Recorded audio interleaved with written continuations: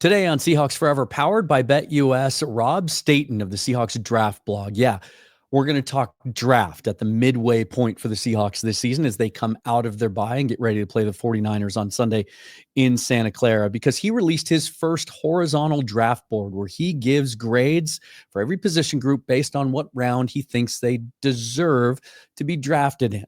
And we're going to talk about how that fits with what the Seahawks' needs are, how that matches up.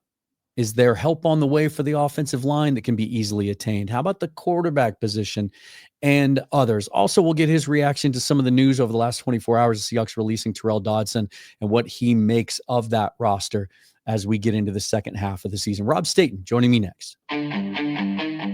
Welcome to the Seahawks Forever podcast. In-depth analysis on everything Seahawks. And now, here's your host, Dan Viens.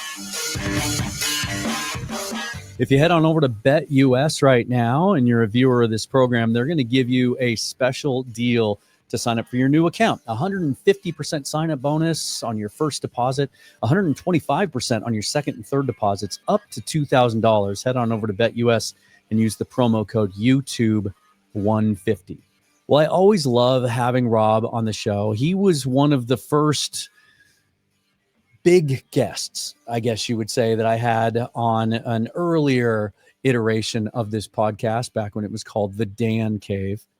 Rob was nice enough to come on back then when he was making a name for himself, and he's been a great friend of the show since then. His work ethic is unbelievable. He is a professional reporter for the BBC, primarily covers their football over there, covers soccer, but he also dabbles in the NFL and the Seahawks Draft Blog. He has talked about it in terms of being kind of a hobby for him, but the work he puts into it, he gives a lot of credit to his spouse and what an understanding woman she must be, because I know just from touching the tip of the iceberg when it comes to draft prep, how much work goes into this. And so I always appreciate Rob's input.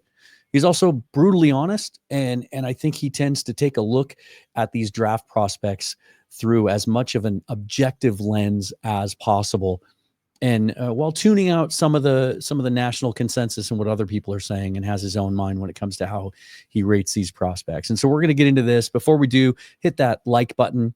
If you're watching on YouTube, subscribe to the channel, share it. It's the best way to support the channel. Hit that bell for notification of future episodes, and all the other ways you can support the channel are down in the description. I hope you enjoy this conversation with Rob Staton and I, and here it is. Rob, it's always great to have you on from across the pond. Love the work you do for the Seahawks Draft Blog and your podcast, your content creation, your reaction to things, and your timing is impeccable today, even though this show won't post until Tuesday, and so people won't hear our conversation about your draft board until then.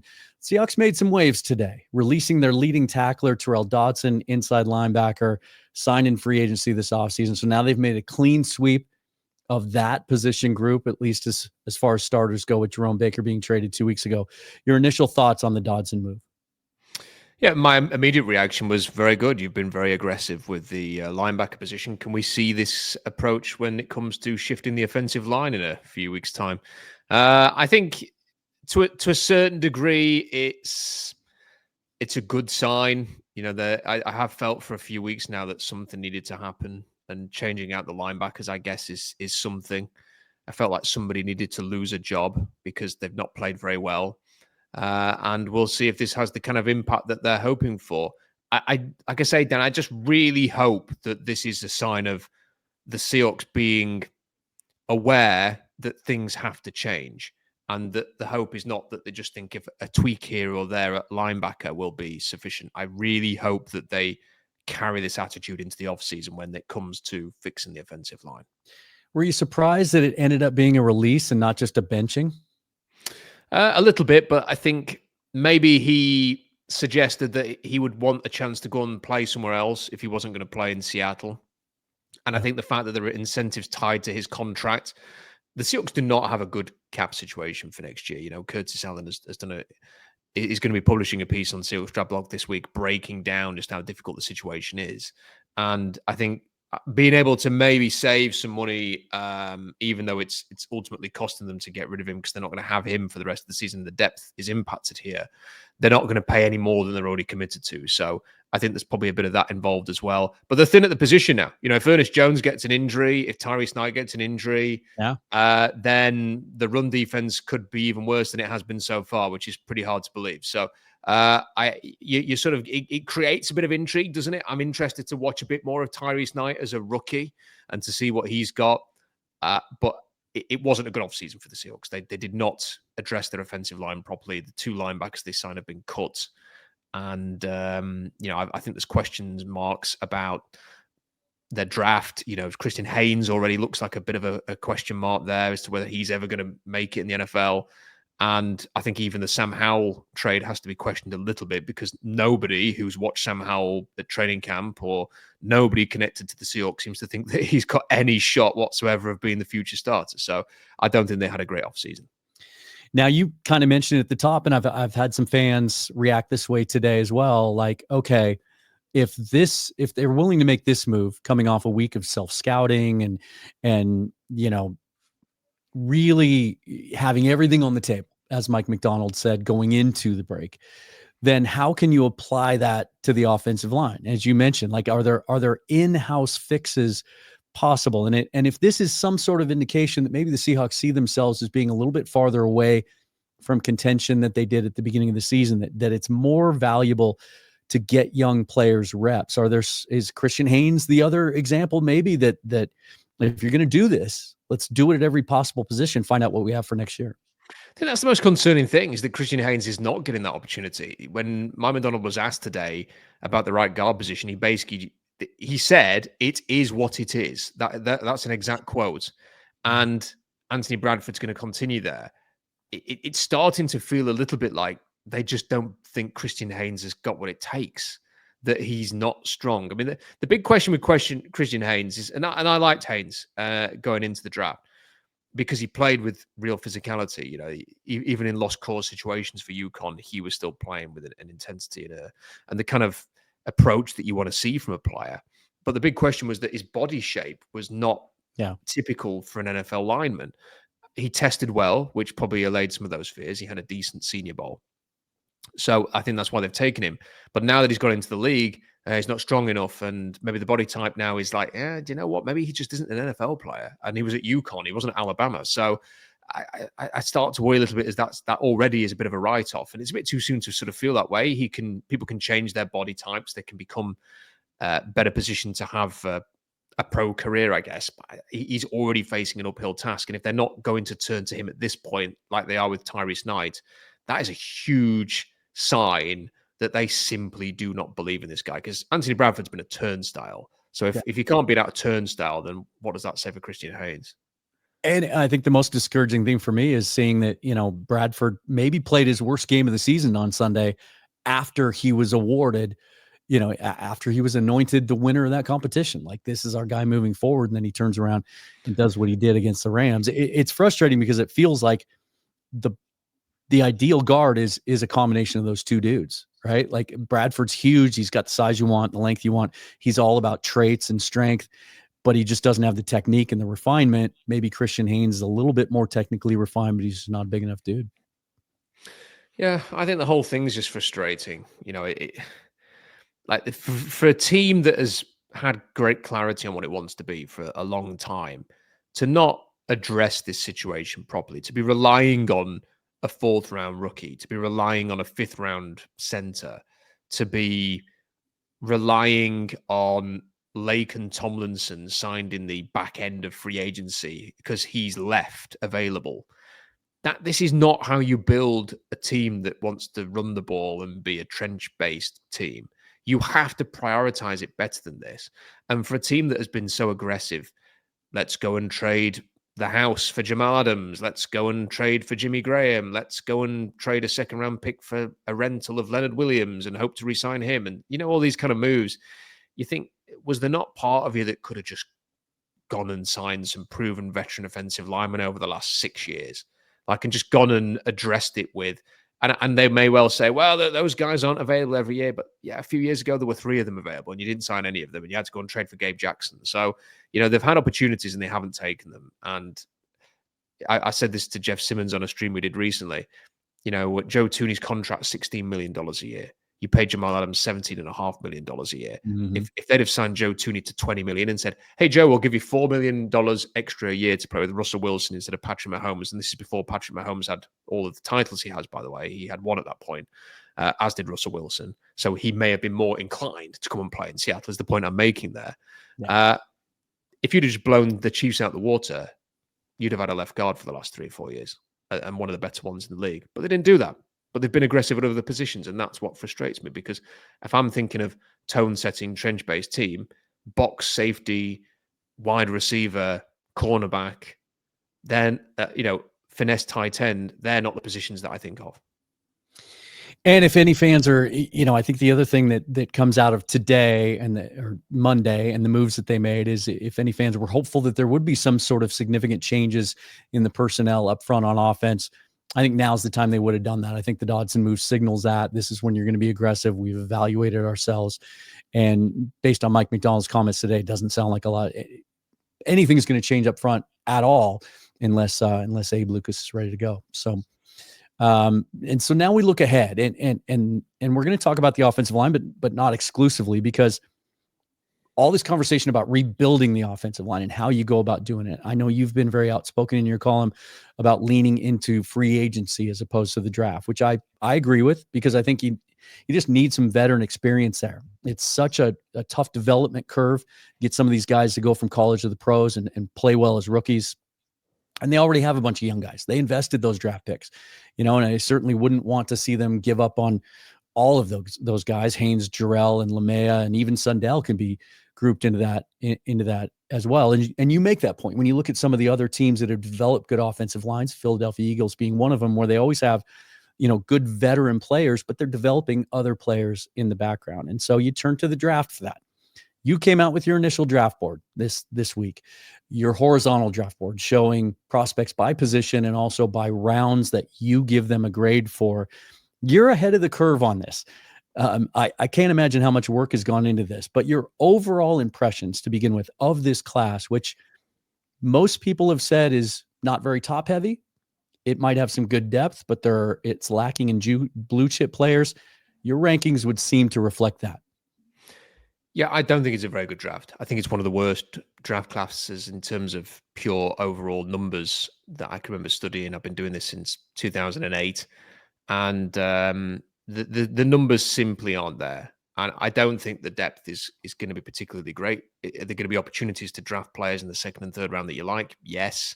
I think that will be harder the later that you pick in each round. I think we're going to see a whole bunch of 2nd round grades on players taken in the 1st round. I think it's going to be really, really difficult to address a number of positions. I think that there are a lot of the positions that are deep, like running back, are not the positions that you traditionally take players very early. It's incredibly thin at tackle, for example, offensive tackle. So if you were a team that needs a left tackle, good luck would be my advice going into this draft. And, other positions like edge rush, it's not a great edge rush class. It's incredibly thin at linebacker. The quarterbacks will always generate a lot of discussion.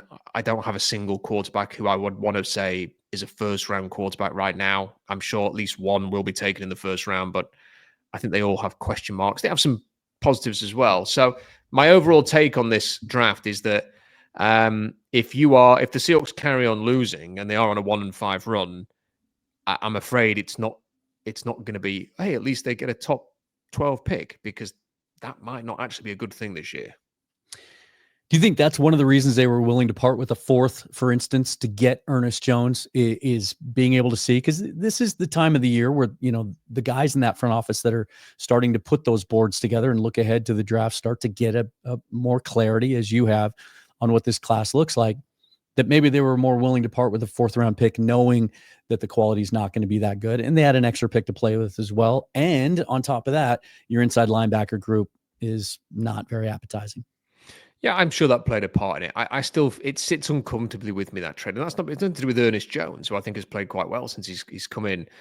I think it's just really difficult for me to understand. And look, people have, the mental gymnastics and debates have had about this, people trying to justify this trade. And I think it simply has to be an agree to disagree situation if people don't agree with it. I just find it really hard to see how a player who was traded for a ham sandwich at the start of the season has now suddenly upgraded his stock to he's worth a fourth round pick when he's only 10 games left in his contract. And this is the kind of process that I think the Seahawks are quite bad at, because now because they've spent the fourth round pick, like a lot of people will say, well, they're going to re-sign him. Okay, so you're committed to re-signing him. You have no leverage. You have absolutely zero leverage when you go into contracts with him now, contract talks with him, because you feel obliged to justify the fourth round pick that you spent. If he departs in free agency and for not a great deal of money, let's say the amount that Jordan Brooks has gone for, you're not going to get much back. And that'll be a year later in the draft as well. And that would also require you to sign nobody in free agency to actually protect that compensatory pick. So there's no guarantee you're going to even get a comp pick if you sign somewhere else.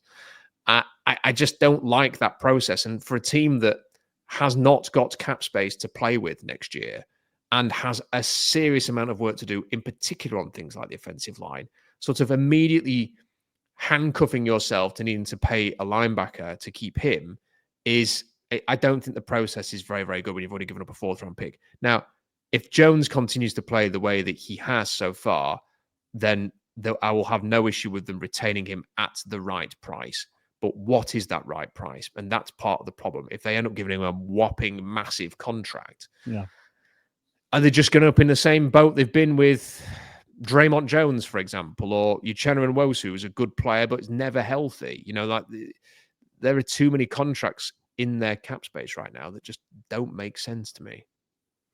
For those watching on YouTube, I'm going to put your board up on the screen. I know it's small, but I just wanted to kind of have this guide. And to your point, now you break your first round up into you see the gray and you see the white there. So I'm assuming gray means slam dunk, 100% first round grades, top part of the round. And then you have the second part of that qualified as 1/2 borderline first round picks. Should I explain that? Because what I do is the first one is a player who should be a first round pick in any draft class. So they're in the gray. Yes, in the gray at the top. So, for example, you've got somebody like Malachi Starks in this draft class, might be like the 10th overall pick, but in any draft class, you would realistically expect him to go first. So if in a deeper class, he might go 25th, but he would still be a first round pick. And then the white second tier are what I like to refer to as players that I possibly would consider taking in the first round later on, but don't necessarily require or don't necessarily deserve that they'd be a first rounder in a year grade. Now, as we mentioned earlier, your preference this offseason to address the offensive line is to go veteran, to go hard in the free agent market. This draft board, if anyone is thinking that the Seahawks might just fix all their issues by drafting a bunch of offensive linemen, and I've already posted a couple of 4-round mock drafts to which most of the replies are, why aren't they all offensive linemen? You have 0 offensive linemen, interior or exterior, in the gray in your top 9 grades.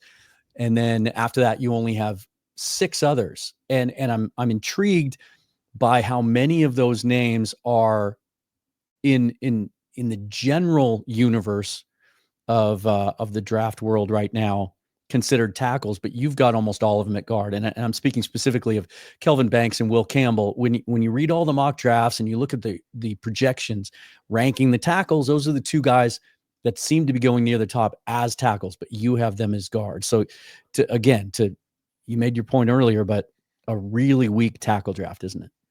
Yeah, and I think what people will come to understand is I know there's a lot of people who talk about the draft online, and I'm not for a second suggesting that, hey, I know everything and they don't. That's not what I'm doing here. But I think what you will come to learn in the coming months is that most of the NFL teams, if not all of them, will view Will Campbell as a guard. He has 32-inch arms. Like, there are not many tackles that have 32-inch arms. Yeah. Kelvin Banks is not the size of a tackle. There may well be some who claim, we'll try him at tackle, but the idea that anybody who drafts him to play tackle will be with the idea that at the very least he will end up as a very good guard at the next level.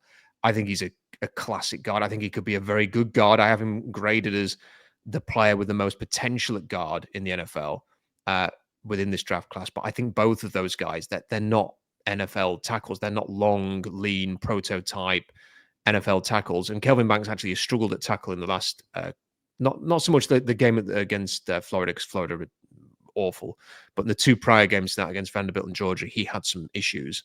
And I think they will both kick inside. And I think Josh Connolly is another one at Oregon. He's a left tackle at Oregon, plays with his hair on fire, but he's a tiny player, compared to sort of most NFL left tackles.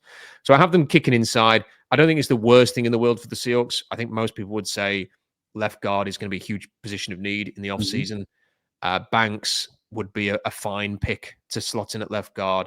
Tyler Booker at Alabama, if people watch the LSU-Alabama game at the weekend, we've seen him pancaking people, driving them off the ball. I thought he had a tremendous game, creating running lanes for Jalen Milroe. And he is a Seahawk, really, in many ways. Big, 5-star recruit, athletic, exceptional character, one of the leaders in the locker room, exactly the kind of physical, tough player they need up front. If I was going to do a mock draft right now, Tyler Booker would be Seattle's first pick in it.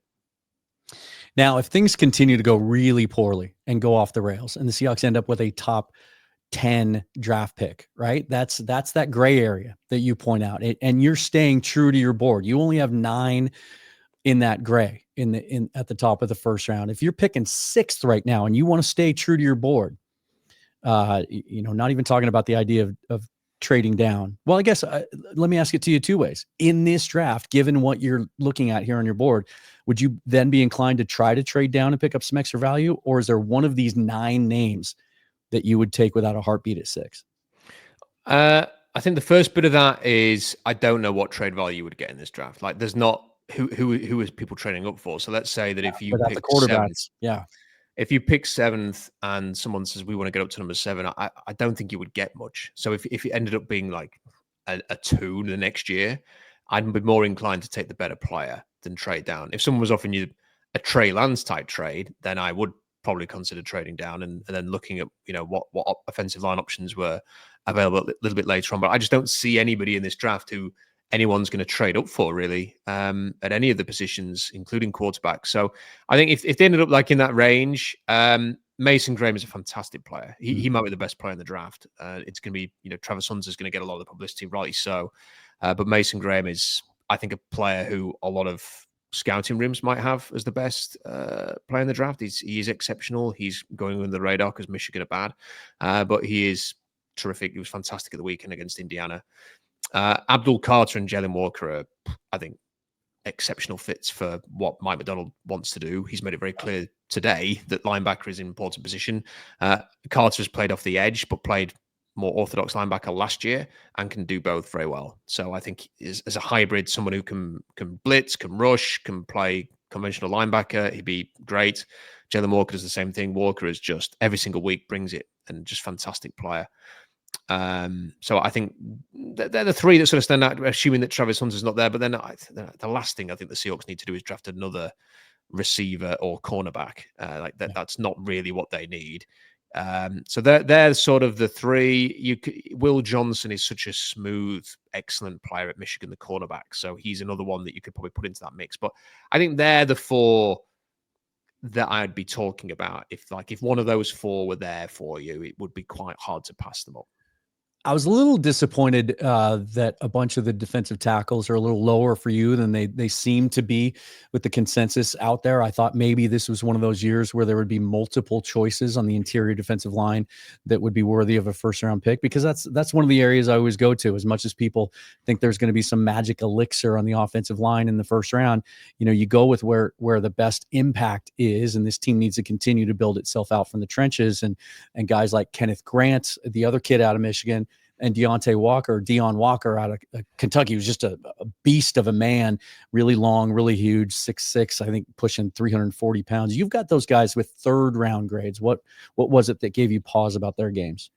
Kenneth Grant's been really underwhelming. Like, he's a great athlete, and that's why I have him in round 3. So, like, someone will say, and they did this with a guy who's, I can't remember his name. He was the son of the player who was at Michigan the year before. Was a great athlete. He went in like the late 2nd round. Everybody was like putting him in round one. Great athlete. He's in Bruce Feldman's freaks list, like Kenneth Grant is. You watch the tape and he doesn't do anything. And like he plays next to Mason Graham and Josiah Stewart, who are like two really dynamic defenders, and doesn't do anything. Like he had a good play of the weekend where he ran across the line. I'm thinking, yeah, that's great. He can run across the line. Superb. He's a good athlete. He's good. His work rate is not bad, but he's just not impacting as a pass rusher. He's not impacting, he's not taking up double teams or anything up front. Like I just was left wanting so much more with him. Walker at Kentucky, like you say, is huge. Not got a prototype body shape. It's almost, he's not like Christian Haynes, but it almost is the same thing again. Like he doesn't look like a lot of defensive tackles who play in the NFL. And I like the way that he plays. I think the entire Kentucky defense play with an intensity and a grit, which is to be admired. I don't think he makes enough splash plays to think he's an impact player at the next level. Walter Nolan, I think, is more athlete and upside than anything else. Yaya Black at Iowa doesn't make enough plays, but he's got the length. He's got 35-inch arms, big, impressive, but just doesn't make enough plays. And the guys that I've got a little bit higher, TJ Sanders is a pass rusher. Like TJ Sanders is one of the most underrated players in this draft class. Like when you watch South Carolina, and he has had games, not every game, admittedly, but he has had games. He did it against Georgia last season where he wrecks the games. And he is somebody who I think has got a better chance than the Nolans, the Walkers, the Grants, Derek Harmon, Oregon. I think Sanders has got a much better chance of being an impact player in the NFL who has a big second contract. And then Tyleik Williams, I also have from Ohio State in the second round, a player that I just always enjoy watching. He's not developed as much of a pass rusher, but he's very sturdy against the run. I think he's going to be a solid player. He has short arms, though, like very short arms, lack of length. And that could be a bit of an issue for him. And he will not be a TJ Sanders style pass rusher. So I think it's overall quite an overrated defensive line class. But when these players, if you're sat there in round 3 and round 4, and one of these guys is available, that's where you can maybe find some value. But I do think draft media is talking up these guys too much. This episode brought to you by BetterHelp. If you've ever considered therapy, give BetterHelp a try. This month is all about gratitude. Thanksgiving right around the corner. We spend time with family and friends. And as we get closer to New Year's, we tend to look back over the last year and take stock of where we are. How are things going for you? Do you need to learn some better coping skills? Is there something stressing you out? Do certain aspects of your life feel out of control? I know I feel that way at times, and it helps to turn outward and talk to somebody. And the great thing about BetterHelp is you can do it on your schedule, on your time, from the comfort of your own home. It is entirely online, designed to be convenient, flexible, and suited to your schedule.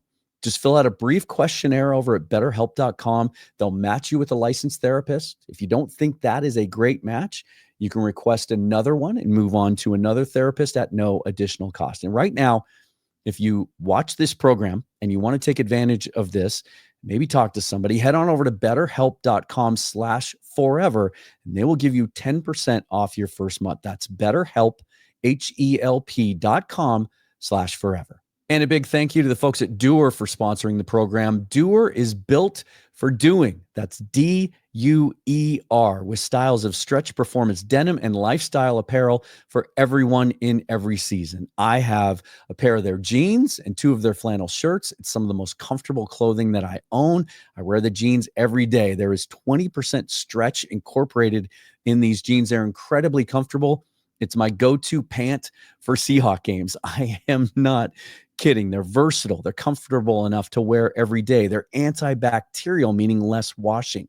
And they're made of temperature-regulating fabrics for moisture management. They're also made out of sustainable fabrics in a sustainable way. And right now, my listeners get 20% off your first purchase when you use this exclusive URL, shopdoer.com/forever. That's shopdoer, DUER.com/forever for 20% off your first purchase.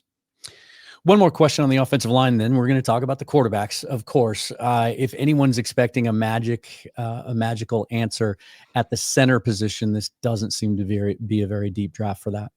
It's not a deep center draft, but I do think there are magical answers. So that's the good news. I think Logan Jones at Iowa is fantastic. I think if you watched him last season, his technique was all over the place. I think he was more athlete than actual football player.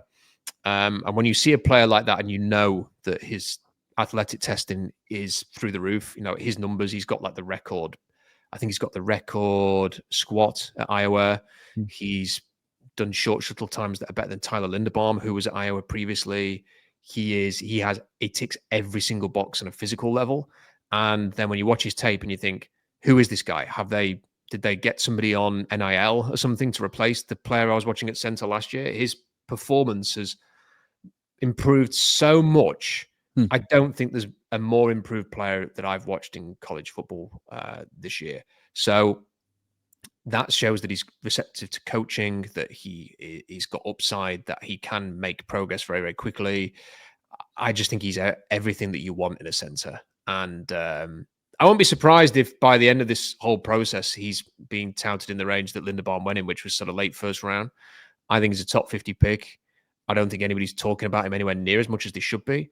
So I think Jones is somebody who could be an excellent pick at center. And then, as you quite rightly said, there's no depth at this position, at least based on what I've seen so far. I've no doubt that other players will emerge, but there are some other attractive players. I think Jake Majors is a fantastic center at Texas. It's a great name. It's a great center name. He sounds like a Pro Bowl center. So, and he looks like one as well. In fairness, Texas O-line really struggled against Georgia. It looked like Seattle's O-line.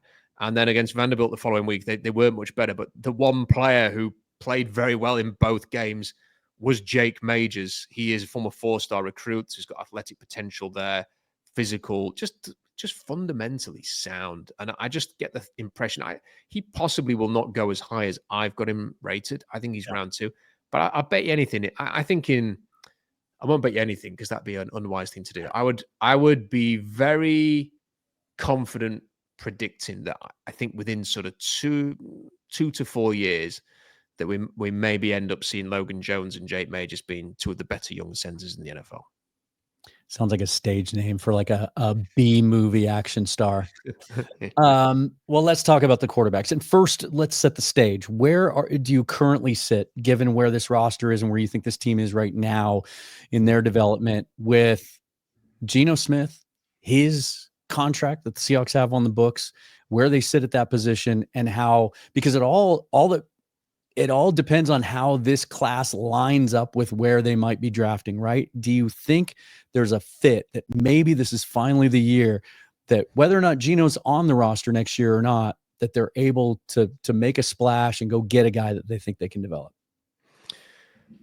So this is the $1 million question, isn't it? Because I think anybody who is prepared to watch the Seahawks with an open mind would say that Geno Smith is not been the problem for the Seahawks. Like, he has played very, very well for the most part. I think they almost rely on him too much. That their ability to win and lose a game often depends on Geno Smith. But there are so many things you have to consider. Like, he's going to be earning $38 million next year. And if he gets the yardage escalator, which he seems like he will do, then we're talking about $40 million. And that's a lot of money when I do think the Seahawks will re-sign DK Metcalf. Whether you agree with it or not, Seahawks fans, I think John Schneider believes that he is a rare player. There just aren't many DK Metcalfs around. And I think he will seek to retain him for that reason. They might be able to cut his cap hit in half as a consequence. Justin Jefferson's will be about $15-16 million next year. And I think DK Metcalf's could be in the first year of a new deal. So I think they'll probably do that. So eventually you're going to have to make a saving somewhere is the kind of point I'm getting to. Yeah. I don't think John Schneider is particularly committed to Geno Smith. He said in the offseason that he's the starter until he isn't.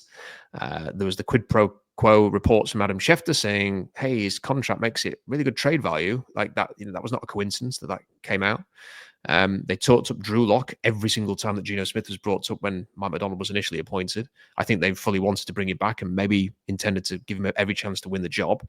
So I don't think there's much commitment there. And I do think that, again, rightly or wrongly, whether you agree with it personally or not, I'm thinking through the eyes of John Schneider here, not the eyes of me or the Seahawks fan base or what a media personality thinks they should do. I think John Schneider is going to go cheaper at quarterback. I think he's going to move on. And I think when you have a season where he's had 11 touchdowns and 10 interceptions so far. John Schneider will probably use stuff like that as a reason to justify it.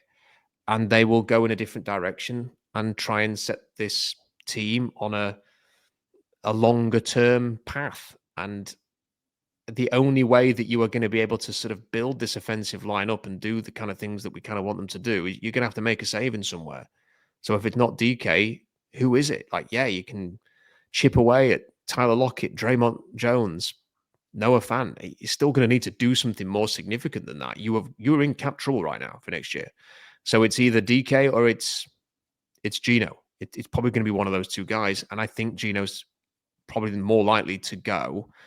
And what do they do then? I think they'll look at what's available in the veteran market. You know, they'll see if they can try and find the next Sam Darnold type who's cheap. The next Geno Smith, as he was cheap a couple of years ago. Or they'll see what the trade market is like. Again, they did that with Sam Howell. Sam Howell's an option, and I think they will draft somebody. And if the right guy's there, I have to say, Dan, you know, I'm sorry this is a long-winded answer. I think it's unavoidable with a question like this. No, yeah. I don't see obvious John Schneider types within this draft class because we know he likes gunslingers. We know he likes players that are creative, who can move around in the pocket, got a big arm. You know, look at the quarterbacks. He traded for Charlie Whitehurst. He drafted Russell Wilson. He liked Josh Allen. He liked Mahomes. He liked Drew Lock. There's a type there, isn't there? And yeah, I'm looking down my list now. I don't see many players who kind of fit that type. I don't think he'll be interested in Shedeur Sanders. I don't think it's a personality fit with John. Yeah, I wonder about that. I don't think he wants a Hollywood quarterback. I don't think Garrett Nussmeier will declare. I've had a hunch for 2 years that it would make sense for Schneider to have a thing for Quinn Ewers. And it all dates back to, I don't know if you remember, I think it was after the day one or maybe day two of the draft 2 years ago, where he like randomly unsolicited, oddly dropped Quinn Ewers' name. And I can't remember the connection he was making to another player. I remember it very well. I've been talking about this today. He seems the closest to that style that you just outlined to me. He mentioned him really randomly when talking about going and checking out Jackson Smith and Jigba and talking to Quinn Ewers. He started out at Ohio State. He started at Ohio State, yep. And it was really random. Like, they basically were there for. Like, he was on his mind.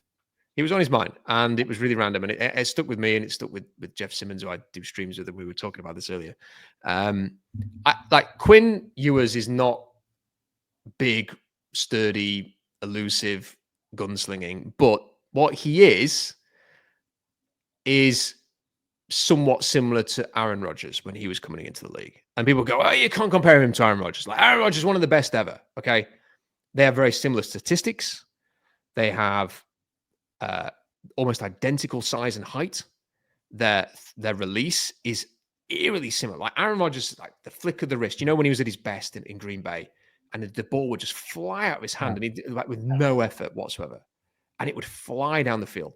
And I'm telling you now, like people can go and watch him play against Georgia and go, I didn't like that. And it's like, okay. And do you know what? GMs are going to go, yeah, but can you remember that throw he did against Alabama last year from like 55 yards without moving his feet? Didn't even have to run into the throw. Like he didn't step into the throw. He just stood there, feet planted on the floor, threw it 55 yards.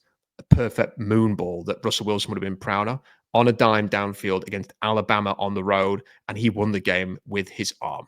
And it was all on Quinn Ewers in that game. And stuff like that sticks with GMs. As does, it has to be said, the fact that, you know, we kind of watch these guys in the back end of their college careers. GMs know about who's coming through like years in advance. And when he was coming through at high school, he was not just like a highly rated player. He was going to be like the next Trevor Lawrence. He was going to be like the first overall. You trade the house for him. He was recruited, had a higher recruiting grade than Caleb Williams, who was the first overall pick last year. I think once, was it 24/7 gave him a perfect grade? Perfect grade. And there's like 5 other players who've ever got that. One of them was Jadeveon Clowney. So, you know, he was seen as like, he got a $1 million plus NIL signing deal with Ohio State in high school. To go away from Texas, to leave home, to go to Ohio State. And he went back because of CJ Stroud and stuff like that. So that the potential is there. And the other thing I was looking at this week, and this is why I do think it's Ewers is the one to maybe keep an eye on, is John Schneider did an interview a few years ago with Peter Schrager, and he was talking about the Packers drafting Aaron Rodgers. And he talked about how he liked Aaron Rodgers. Scott McCloughan liked Alex Smith. Scott McCloughan then got the job as the GM in San Francisco and drafted Alex Smith first overall. It was that John sort of thought they're not going to take Aaron Rodgers first overall. They're going to take Alex Smith, which was quite the thing at the time. And then Aaron Rodgers lasted to the Packers and they took him, and the rest is history. I have got a feeling like the Rodgers thing, the connection is a thing. Because I listened to an interview with Ewers in the summer. They asked him, who's your favorite player to watch? And he said, Aaron Rodgers. If you go and speak to these players in college now, they ain't name checking Aaron Rodgers as the quarterback they love to watch. Yeah. It's Mahomes, it's Lamar, it's Josh Allen, it's Burrow. It ain't aging, struggling Aaron Rodgers with all of the stuff that comes with Aaron. But he said Aaron Rodgers because he knows his best chance is to convince teams he's the next Aaron Rodgers. And John liked Aaron Rodgers. And Quinn Ewers is not going to go in the top 10 like people were thinking 6 weeks ago. And part of me just thinks he's going to fall. John Schneider's going to think this is Aaron Rodgers part 2.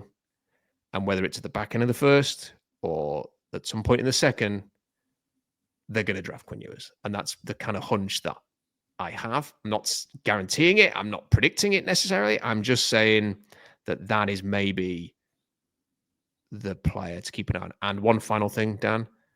Where did John Schneider travel to 4 weeks ago? Yeah. Georgia against Texas to watch that game. You got to be at that game. Yeah. I think most of the league was. But yeah, that definitely caught my attention. And I just wonder this too, like we've been waiting for a draft to kind of line up with where they select and also what their needs are or their lack of other needs. And the fact there is no consensus on this class, and it's kind of all over the place, that maybe this is one of those classes where it's a little bit more spread out. There might be opportunities in the second round. In some ways, doesn't that fit kind of perfectly with where the Seahawks might be? Because it might allow them to take that blue chip dude that's at the top of their board in the first round, regardless of position, maybe somebody on the defensive side of the ball, and still circle back around and get a guy on day 2 that could be their guy. Yeah, I think that's a good way of looking at it. I mean, if they end up in the top 15, which, if we're being really honest, it looks increasingly like they will do, that will not be a quarterback pick. It won't be.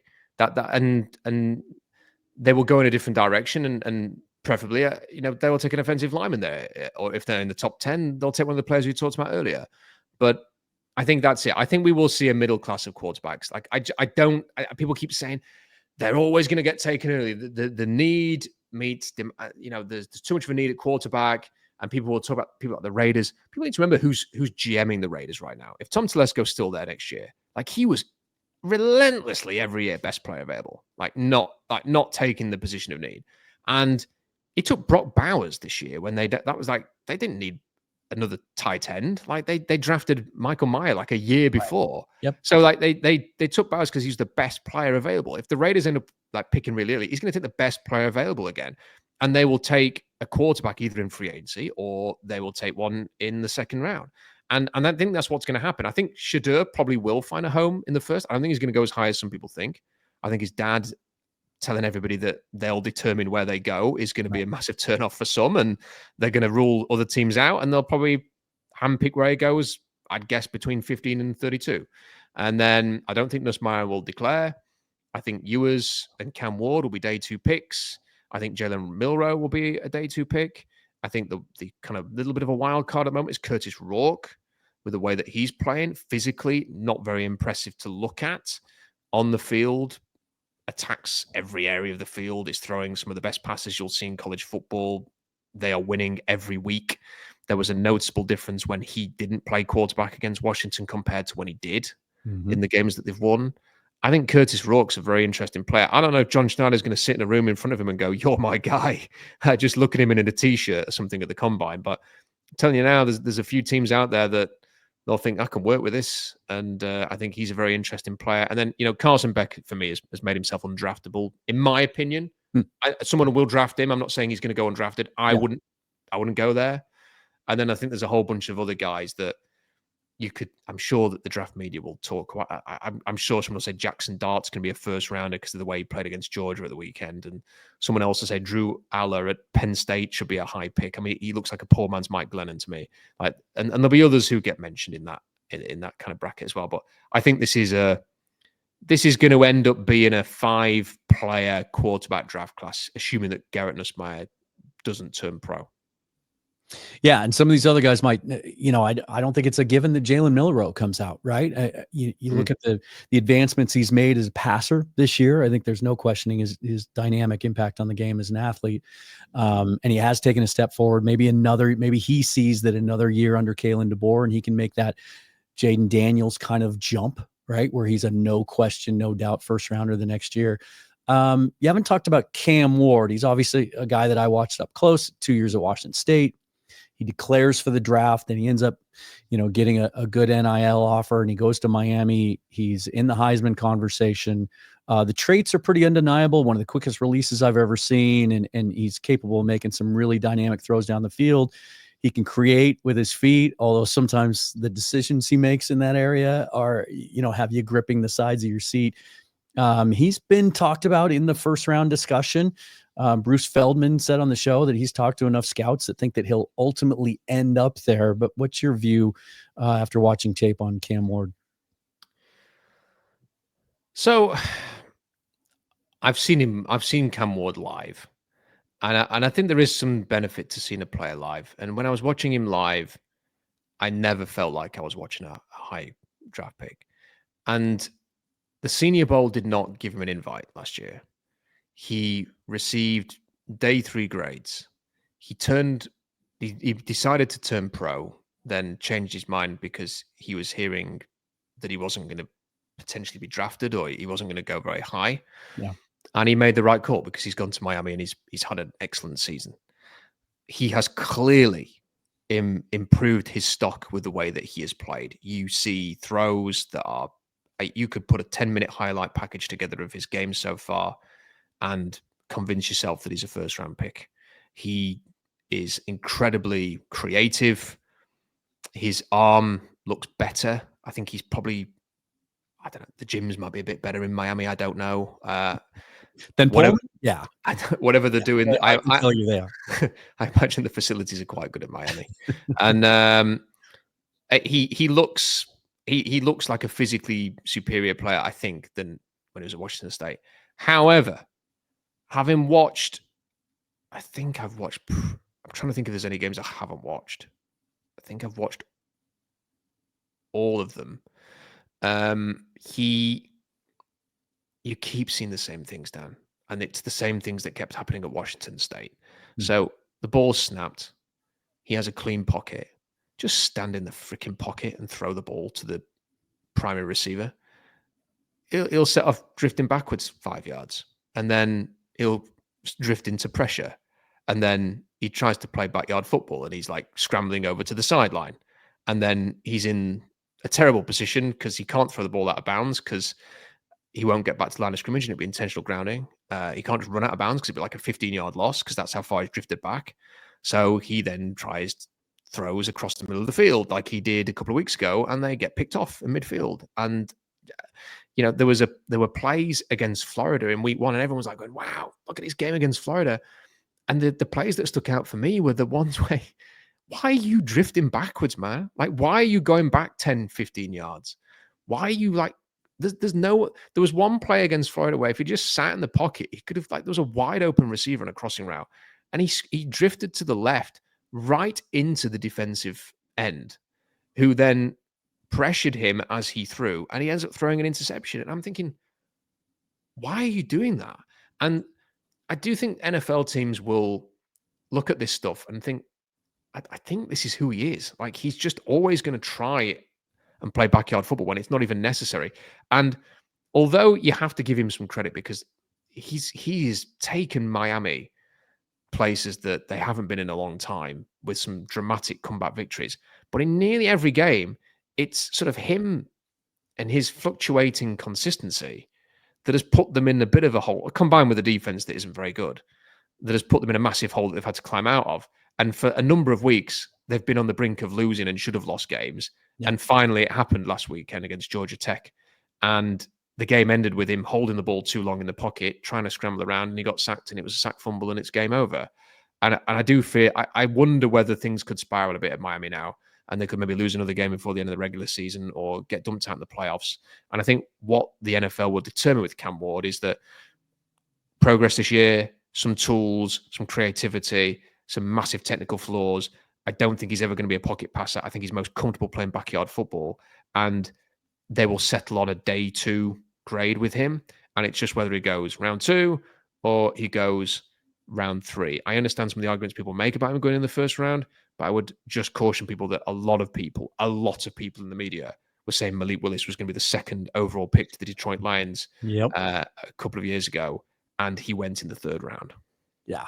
Or, I mean, how many mock drafts had him going 9 to the Seahawks that same year, right? It's the judgment with Ward that gives me pause as much as, I loved watching him play and what he did in Pullman. I'll never forget the end of the Apple Cup 2 years ago when the Cougs, people forget, Cougs had a legitimate chance to beat that Washington team on their home field in Seattle, and midfield with, less than a minute left. It's 4th down. The C's part in front of him. He could have ran untouched for 40 yards. He decides to throw the ball into a tight window and the game's over. That stuff has stuck with him. Final question. When you look at that group, I'll put this up on the screen again. You look at this big group of quarterbacks down here that you call day 3, which is the majority of the names here.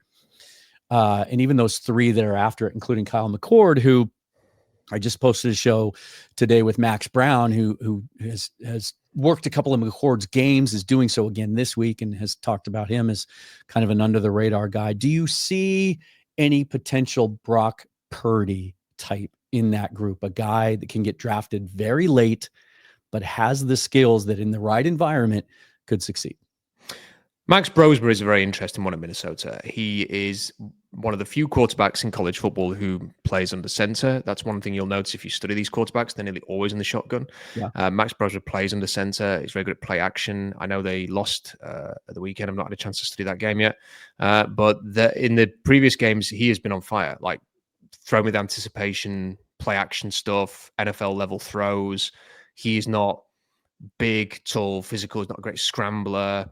He doesn't have a rocket arm, but I think he has all of the things necessary to be a very effective Kyle Shanahan quarterback. So if you said who is Brock Purdy in this class, I think it's him.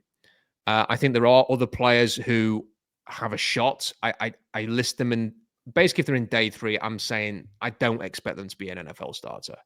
And therefore, I'd be very hesitant of drafting them at all, because I don't like drafting players that I never think are going to start. And that's the one thing about quarterback. You're either starting or you're not. So it's a one-player position. Seth Hennigan at Memphis has got an arm. He's got some tools that I think are interesting, but I think he is a backup. Will Howard is big, athletic. He can be a functioning semi-point guard for Ohio State with all of the weapons they've got there. The O-line's not very good, but I don't see him as a starting NFL quarterback. Riley Leonard's just a big athlete. He's never become an athletic passer. He's just an athlete who plays quarterback. Drew Aller is Mike Glennon, but a worse version, I think. He's very awkward when he has to get on the move. I really like the way Brady Cook's played at Missouri, but I don't see sort of major pro upside there. Jackson Dart is really difficult to get a read on because he plays in Lane Kiffin's offense, which is it's very, very simplified. It's nothing like he will face the NFL. And teams, I know, are a little bit cautious of drafting from that system for that reason. I think he played exceptionally well against Georgia, I have to say, after a very early inception. I thought he was terrific, especially in difficult conditions with an ankle injury. I thought he played very, very well. But I've always thought of him as somebody like, when Matt Castle came out and everyone was like, yeah. You know, and he obviously had his own issues, but he ended up in round 3. And I think that's probably round 3, round 4 for Dart is probably where he's at best going to go. And then, you know, you mentioned Cal McCord. It's really hard to get that 5 interception half out of the mind. Like he just, the meltdown he had there, and he looked absolutely crestfallen. Like he had teammates coming up to him and like, he looked like he was going to cry. Like, and I probably would have cried. Like he was having such a tough time of it. And, you know, and Mark Gawinski and at South Dakota State as last year showed some promise, and this year it just hasn't worked out from Tyler Van Dyke's been injured. He's got a bad knee injury at Wisconsin just as things were moving nicely for him. Yeah. Miller Moss at USC's got benched. So I've gone through them all there. I think Max Brosmer is the one that I think is the most potential to be a Brock Purdy. It's a real cautionary tale, isn't it, about looking ahead? And I fall victim to this too. You know, I caught myself looking ahead to this year's class, and 2 years ago I looked ahead to last year's class. Like there was some, you know, help was on the way, but you just don't know, because 2 months ago, you know, some of the guys in your day 3 grouping here, you know, Carson Beck, certainly Drew Aller, Jackson Dart, a lot of those guys were rated much higher, but you know, it how you play matters, and you have to build on the success you had. And because the NFL, they know what the hit rate is, and they know that what the success rate is, lack of success, and they need to take a guy that they feel is on the way up.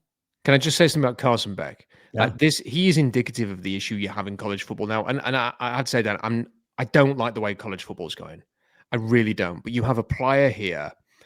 He drives a Lamborghini, and he is in college. He's been talked about as a first round pick from like this time last year till now. And I don't think it's helped him at all. I don't think having mega money at this age has helped him. I don't think hearing the media talk about him being a first round pick has helped him.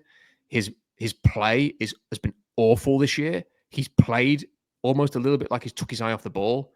His ball placement is horrendous. Like, it's not just when you watch him, he's had a whole bunch of interceptions, sometimes in a tip pass. Like Quinn Ewers had 2 interceptions against Vanderbilt. Everyone's going, Quinn Ewers 2 interceptions, both tip passes because the O-line couldn't block. Like, it's the same with Geno in Seattle with some of these picks that he has. Yeah. You watch Carson Beck, you're thinking, who are you throwing? What are you seeing, man? Like, what are you throwing to there? You've just thrown that.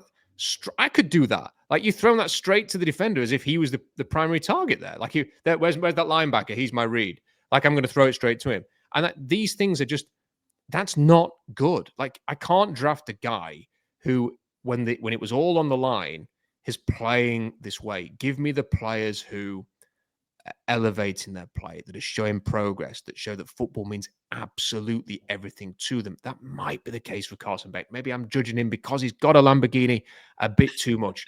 But when I hear Lamborghini and I see the guy turning up like he did at the weekend in a suit that probably costs more than my car, and I'm seeing the interceptions, and I've seen him play this season, and I just think, not for me at all. No. It works as an analogy too, because he's handed the keys to a Lamborghini in the team that he gets to lead every Saturday, and you should be able to succeed, and you should be able to look good as a quarterback in that environment. I do think it also speaks to a sort of an underrated aspect to the whole NIL thing. Is you know, in some respects, college football is taking care of at least one chunk of NFL evaluation for the evaluators, and that is finding out how these guys respond to getting money.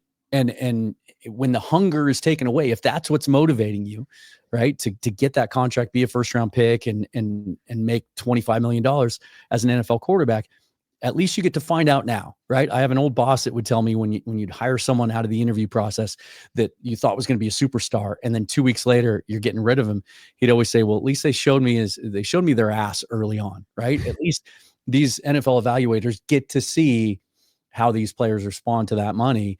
And at least in this case, maybe that's, you know, just not something that he was equipped and he was wired to handle very well. And this is what teams will like about Garrett Nussmeier. Garrett Nussmeier has sat on the bench for 3-4 years at LSU and has waited, and he hasn't gone somewhere else to play. He's been waiting. He's been patient. He's played very well. If he declares, he probably will be a first-round pick. He probably won't declare, and he will go back to school, not for the NIL, but for the game experience. His dad's a coach in the league. He's the Philadelphia Eagles quarterback coach.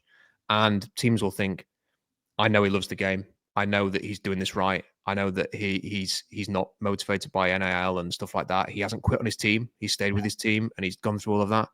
And it's one of the reasons why probably in the 2026 draft, he may be a top 10 pick if he can smooth out some of these interceptions and decision-making that he's doing.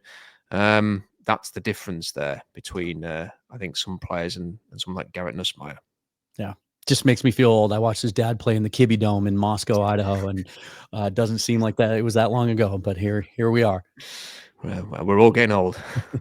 Rob, always appreciate your time. Love the work that you do on the Seahawks draft blog. And thanks for putting this board out and all the effort that you put into it. I know my viewers are going to appreciate it as well. I really appreciate those kind words, Dan. And thank you to everybody who reads the blog and pays attention, because it's a lot of work. So I appreciate anybody who checks it out. And the time goes quick. Before you know it, we'll be here talking about the actual draft. I look forward to that. Thanks, Rob. Anytime. Thank you. Well, do you feel better or worse about the Seahawks' prospect of fixing some things on their roster this coming offseason, depending, of course, on where they finish in the draft order? You can check out Rob's work on Seahawks draft blog. Also, Curtis Allen does his work over there. And as he mentioned, he's about to post another update on the salary cap and how the Seahawks can go about managing that this offseason, as he has done on this show. Curtis, another great friend of mine and of the show. Follow me on Twitter at Seahawks Forever and on Blue Sky at Seahawks Forever as I start to transition over to there. I won't be deactivating my Twitter account like a lot of people are doing these days, because I think it's still a valuable tool to connect with a bunch of you and to promote the show and get the links out there whenever there's a new show. But Blue Sky is where I will begin to be more active as far as engaging and conversing with other Seahawks fans, and we're starting to see the community grow over there. So Seahawks Forever in both of those areas. Check out the episode with Max Brown if you haven't already, where we dive into the quarterback class a little bit more specifically, and also the development of quarterbacks and how that's affected by NIL and practice restrictions in the NFL and how that might impact the Seahawks coming up next year. Also, later this week, Paul Moyer will be joining me, the former Seahawks safety and coach, now doing such a spectacular job and has for years on their pre- and post-game shows. We'll get his mid-season thoughts on the Seahawks as they get ready to play the 49ers. Forever and always go Hawks. Thanks for watching. We'll see you next time.